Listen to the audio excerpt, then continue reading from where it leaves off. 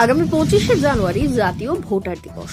National voters day পালন উপলক্ষে দক্ষিণ দিনাজপুর জেলা প্রশাসনের উদ্যোগে আগামীকাল ও আজকের জন্য দুদিনের জেলা স্তরের ব্যাডমিন্টন প্রতিযোগিতা শুরু হল বালুরঘাট ইনডোর স্টেডিয়ামে।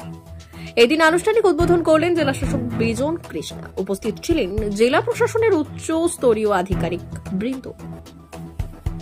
জেলাশাসক বিধিন কৃষ্ণা এই সম্বন্ধে কি বলেছেন শুনুন। স্যার, আজকে এই যে প্রোগ্রামটা হচ্ছে এর উদ্দেশ্যটা কি আর কতটা সাড়া পাচ্ছেন? এটা আমাদের systematic voter education and formal program বলে একটা ইলেকশন কমিশনের একটা প্রোগ্রাম হয়।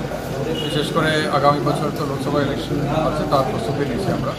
ন্যাশনাল ভোটার্স ডে বলে 25শে জানুয়ারিতে প্রোগ্রাম করা হয়, মানে জাতীয় স্তরে হয়। তো আমাদের এখানে হয়। তো ওই ন্যাশনাল ভোটার্স ডে উপলক্ষে আমরা বিভিন্ন প্রোগ্রামগুলো করে আসি।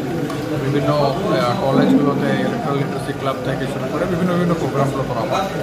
বুনিয়াদপুরে 2 সপ্তাহ আগে একটা প্রোগ্রাম হয়েছিল, যেখানে যে নতুন ভোটার্স যারা আছেন, যারা ইয়াং ভোটার্স তাদেরকে বলি আমরা, তাদেরকে বেশি করে আমাদের মানে ডেমোক্রেটিক ইলেকশন প্রসেসে একটু আকৃষ্ট করা এবং এই প্রোগ্রামের মাধ্যমে তাদেরকে ভোটার তালিকাতে নাম নথিভুক্ত করে দেওয়া, তারপরে তাদের ভোট করার জন্য একটা এনকারেজ করে দেওয়া, এই বিভিন্ন উদ্দেশ্য আছে। তাতে আজকে ব্যাডমিন্টন টুর্নামেন্ট করা হয়ে গেছে। এরপরে বিভিন্ন প্রোগ্রাম আরও। স্যার, সাড়া কেমন পাচ্ছেন নতুন প্রজন্মের এই ভোটারদের কাছ থেকে? খুব ভালো আছে, খুব ভালো।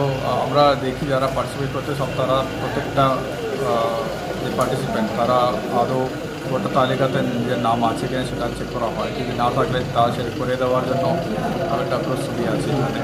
এবং ওনারা কী করবে, এবার ওদের বন্ধু বান্ধবদের সাথে যখন কথা বলা হয় এই বার্তা প্রচার করবে।